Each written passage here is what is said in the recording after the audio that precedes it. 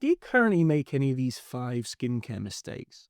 Because the habits that age your skin the fastest are often surprisingly small, and most people don't even realize they're doing them. And this is the perfect example of one of them. It looks satisfying, but what's actually happening here isn't what most people think. And the first one we're going to talk about is something I guess half of people get wrong every single day. These mistakes probably seem harmless, but they compound over time. And the difference they make to how your skin looks can actually be pretty significant. One thing I've learned with skincare is that consistency matters far more than complexity, which is why a lot of the advice you see online can be frustrating, because a lot of it is just trying to get you to buy more. Sometimes it's deliberately confusing, and sometimes it's just plain wrong. And historically, there hasn't been much clear, practical skincare information aimed at men. So this channel is partly my attempt to change that, and partly the result of a slightly chaotic week where I got a tattoo and then got made redundant. If we haven't met yet, hello, I'm Kirk. I'm a skin enthusiast on a mission to help men in their 30s look less tired and more rested, without complicated routines or hype. Because your skin isn't broken. It's just been waiting for you to slow down and show up. So watch this, and then let's have a proper conversation in the comments about what I did and didn't include. Right, let's get into mistake number 1. Mistake 1 is not cleaning your face, or not cleansing it properly and regularly, which is probably more accurate. I'm guessing you probably wash your face in the shower, but oil and sunscreen aren't easily removed by water alone. And throughout the day, your skin accumulates quite a lot. Sebum, the oil your skin naturally produces, dead skin cells it's constantly shedding, pollution, sweat, sunscreen residue. When left on the surface, all of this builds up over time and starts showing up as dullness, congestion, and clogged pores. The solution is a water-based cleanser in the morning and a double cleanse in the evening. Oil cleanser first to break down your SPF, and then a water-based cleanser to finish the job. When you're cleansing your face, you want to use lukewarm water, not hot. Think of your face like a greasy frying pan. Hot water strips oil aggressively, but on your skin, some of that oil is protective. You want a gentle, non-stripping cleanser like the ones in the Skin Reset guide linked down below. When you get your cleansing right, your skin will look calmer, clearer, and a lot more receptive to everything else you're doing. Which brings us on to mistake number 2. And if you grew up in the 90s like I did, you've almost certainly done this. Pore strips. Now, I completely get the appeal. You put the strip on your nose, wait a few minutes, peel it off, and you see all of those little bits of gunk standing on the strip. It's weirdly satisfying. It feels like instant progress. But what you're seeing isn't actually blackheads. It's something called sebaceous filaments. These are completely normal structures inside your pores that help move oil to the surface of your skin. So even if you remove them with a pore strip, they'll usually refill within about 48 to 72 hours. You end up stuck in a cycle of removing something your skin is designed to replace. The second issue is how they're removed. You're using a strong adhesive to pull at the surface of your skin. Used occasionally, that's probably not a disaster. But if you rely on them regularly, repeated pulling can make your pores appear more noticeable over time. And once pores look larger, they tend to collect more oil and debris, which makes them stand out even more. They give you a moment of satisfaction, but they're not a long-term solution. If you'd like me to make a dedicated video on pores, let me know in the comments. But in general, ingredients like salicylic acid, retinoids, and the occasional clay mask are far more effective. And that idea, short-term results versus long-term results, leads directly into mistake number 3. Mistake 3 is using the wrong type of face mask. Specifically, retinol sheet masks. Face masks can feel like a great skincare treat. You see them everywhere, hydrating, collagen, brightening, but increasingly retinol masks.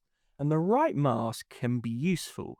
Hydrating or soothing masks, like ones containing hyaluronic acid or centella asiatica, can support your skin, especially when you're winding down or chilling out in front of the TV or on an aeroplane. But retinol sheet masks are different. When you apply a sheet mask, you create something called occlusion. That just means the ingredients are sealed against your skin, which increases how deeply they penetrate. For hydrating ingredients like hyaluronic acid or soothing ones like centella, that can be helpful. But with retinol, that increased penetration can make the results far less predictable. Retinol is already a powerful ingredient.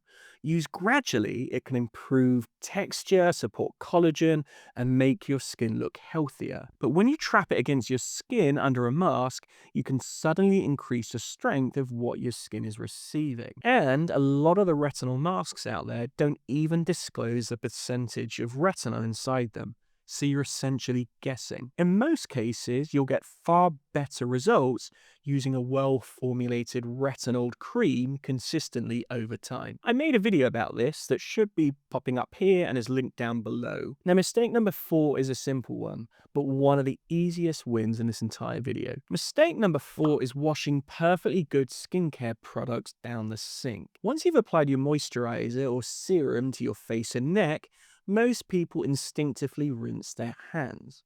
You spent good money on whatever it is that you're using, and you don't want to waste it. Instead of washing it off your hands, wipe it on your elbows, back of the hands, or anywhere on your body that could benefit from a little bit of extra care. I just think the back of the hands are especially important because they typically get a lot of sun exposure and are one of the first places to show signs of aging.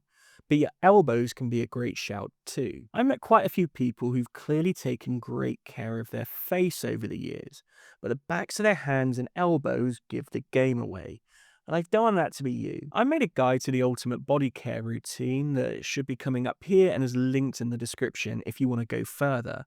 But simply wiping excess product onto another part of your body is such an easy win. Also, if you're using a serum with a dropper, try to avoid letting the dropper touch your skin, especially if you've already applied other products.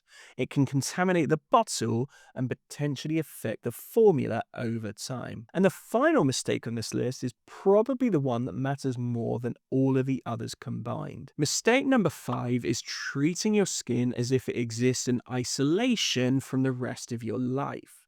Your skin is an organ, the largest one in your body. And like every other organ, it responds to how you live. Poor sleep is a big one. When you're consistently underslept, your body produces more cortisol, which breaks down collagen and increases inflammation. Over time, that can age you faster. Chronic stress does the same. Diet matters too. Ultra-processed food, excess sugar, alcohol, all shows up eventually. And then there's movement. Exercise improves circulation, which helps deliver nutrients to your skin. People who train consistently often have a quality to their skin that no product can replicate. This doesn't mean you need to overhaul your lifestyle overnight, but it does mean your skincare routine has a ceiling. And that ceiling is set by how you live. So if you're doing everything right topically, but not taking care of yourself, this is where I'd look first. I haven't included sunscreen in this list because it was almost too obvious. My aim is to share things that felt slightly more unexpected.